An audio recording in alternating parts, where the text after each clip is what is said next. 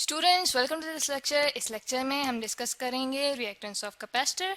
यानी कि यहाँ पे आप देख सकते हैं कि मैंने सी लिखा है, जिससे मुराद ये है कि मैंने कैपेसिटर को सी से यहाँ पे डिनोट किया है। तो अब हम देखते हैं कि हमारे पास जो कैपेसिटर होता है वो एक ऐसी डिवाइस होती है जिसके अंदर एबिलिटी होती है अपने अंदर चार्ज स्टोर करने की, और उसकी इस एबिलिटी को कहते हैं कैपेसिटेंस, जिसे मैं यहाँ पे सी से डिनोट कर रही हूँ, जो कि आप देख सकते हैं कि मैंने कैपेसिटर का जो सिंबल है यहाँ पे बनाया है। तो हम जानते हैं कि हमारे पास रेजिस्टर्स ऐसे डिवाइसेस होती हैं जो कि करंट के फ्लो में रुकावट पैदा करती हैं, और इस एबिलिटी को कहा जाता है रेजिस्टेंस। ठीक है, तो हमारे पास जो कैपेसिटर होता है उसके अलोंग भी कुछ ना कुछ रेजिस्टेंस मौजूद होती है। ठीक है, तो अब एक कैपेसिटर के रेजिस्टेंस और एक रेजिस्टर के रेजिस्टेंस को डिफरेंशिएट करने के लिए जो हमारे पास कैपेसिटर के अलोंग रेजिस्टेंस होती है उसे कहा जाता है रिएक्टेंस। ठीक है, रिएक्टेंस जो है वो कैपेसिटर के अलोंग जो हमारे पास रेजिस्टेंस होती है उसे कहा जाता है रिएक्टेंस।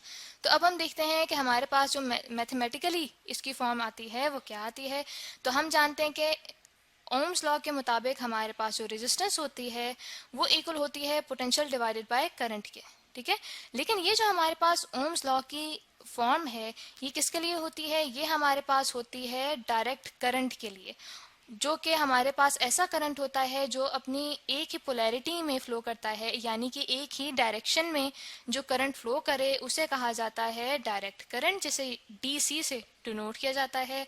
और ये जो करंट होता है ये अपनी डायरेक्शन चेंज नहीं करता, जैसे कि आप देख सकते हैं कि हमारे पास एक ही एक्सिस में एक ही डायरेक्शन में वो फ्लो कर रहा है। ठीक है, यानी कि एक्स एक्सिस के अलोंग जो है वो अपनी डायरेक्शन चेंज नहीं कर रहा, जबकि इसके मुकाबले में जो हमारे पास कैपेसिटर होता है, कैपेसिटर अपने अंदर से डायरेक्ट करंट को पास नहीं होने देता।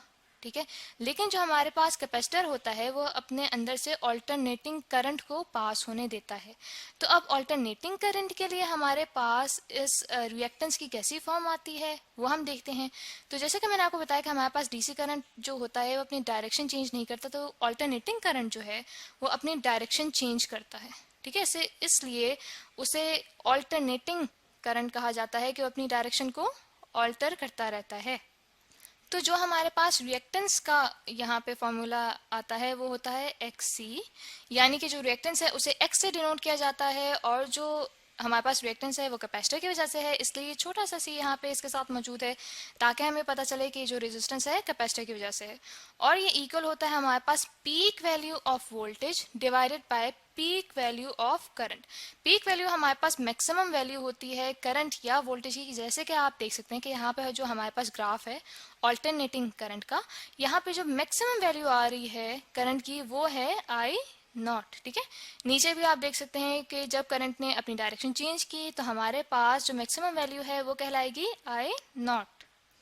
तो हमारे पास जो इंस्टेंटेनियस वोल्टेज होता है, यानी कि किसी भी इंस्टेंट पे किसी भी टाइम पे जो हमारे पास पोटेंशियल होता है वो इक्वल होता है peak value of potential multiplied by sine of omega T. ठीक है, तो देखें यहाँ पे स्टूडेंट्स हमारे पास दो वैल्यूज अब पुट करनी है हमने इस रिएक्टेंस के फॉर्मूले में, एक तो वी नॉट और एक आई नॉट। इसमें से हम वैल्यू पुट करेंगे आई नॉट की वैल्यू पहले डिराइव करेंगे और उसे इस इक्वेशन 1 में पुट करेंगे। ठीक है, तो असल में हमारा मकसद ये है कि जो हम ये रिएक्टेंस की वैल्यू निकालना चाह रहे हैं उसमें हम ये देखना चाह रहे हैं कि जो हमारे पास कैपेसिटेंस होती है एक कैपेसिटर की, उसका क्या रिलेशन है रिएक्टेंस के साथ, या फिर जो हमारे पास फ्रीक्वेंसी है करंट की उसका क्या रिलेशन है रिएक्टेंस के साथ। तो स्टूडेंट्स वो हम आगे से आगे जैसे डिराइव करते जाएंगे तो आप देखेंगे कि हमारे पास क्या रिलेशन आ रहा है।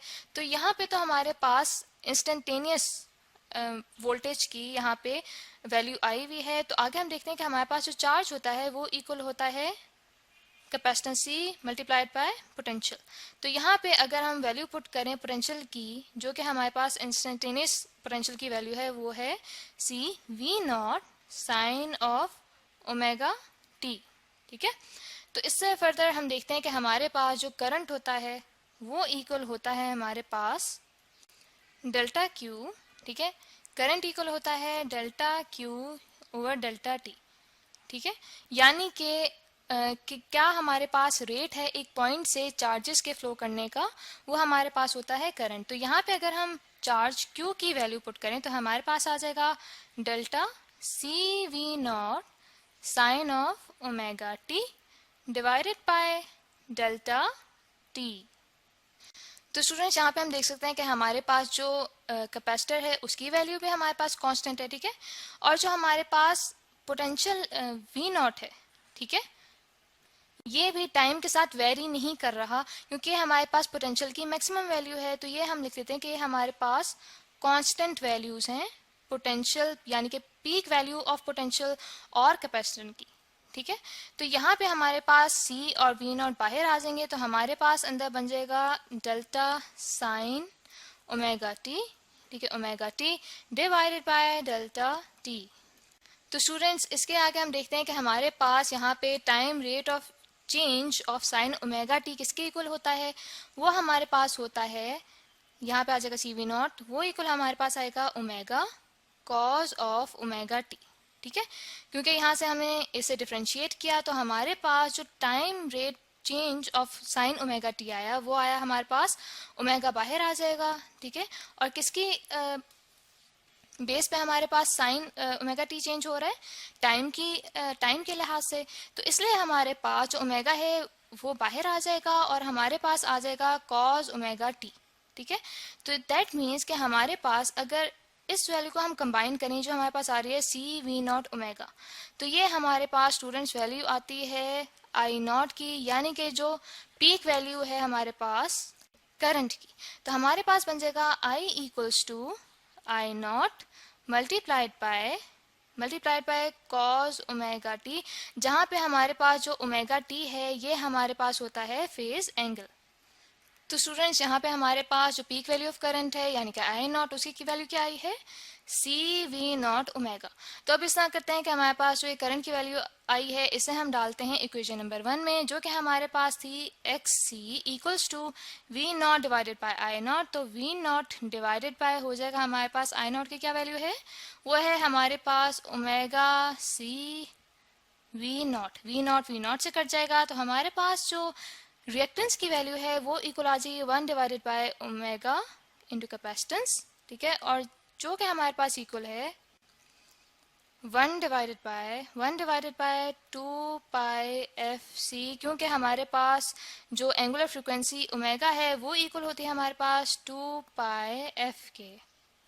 तो स्टूडेंट्स यहाँ पे हम देख सकते हैं कि जैसे हमारे पास फ्रीक्वेंसी अगर ज़्यादा होती है करंट की, ठीक है, क्योंकि हम ये जानते हैं कि हमारे पास जो फ्रीक्वेंसी है उससे मुराद ये होता है कि एक सेकंड में या किसी भी टाइम इंटरवल को अगर हम फिक्स कर लें, तो यहाँ पे फॉर एग्जांपल हम फिक्स कर लेते हैं कि हमारे पास 1 सेकंड टाइम इंटरवल में कितनी जो करंट की वेव्स हैं वो पास हो रही हैं, उसे कहा जाता है फ्रीक्वेंसी।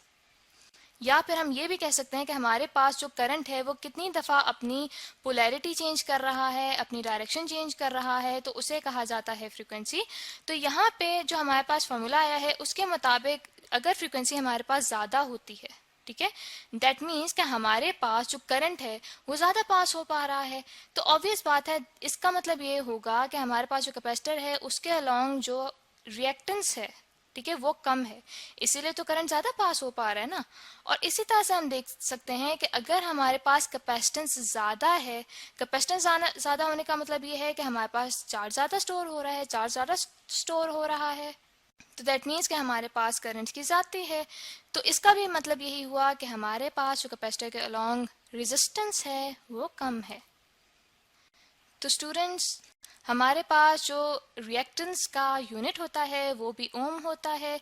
जैसे कि हम देख सकते हैं कि हमारे पास ओम्स लॉ के मुताबिक जो फॉर्मूला होता है वो होता है R equals to potential divided by current, उसका जो यूनिट होता है वो भी हमारे पास ओम होता है। तो ये जो हमारे पास रिएक्टेंस है कैपेसिटर की वजह से उसका यूनिट भी हमारे पास ओम होता है। तो आई होप स्टूडेंट्स कि आपको ये लेक्चर अच्छे से समझ आ गया होगा।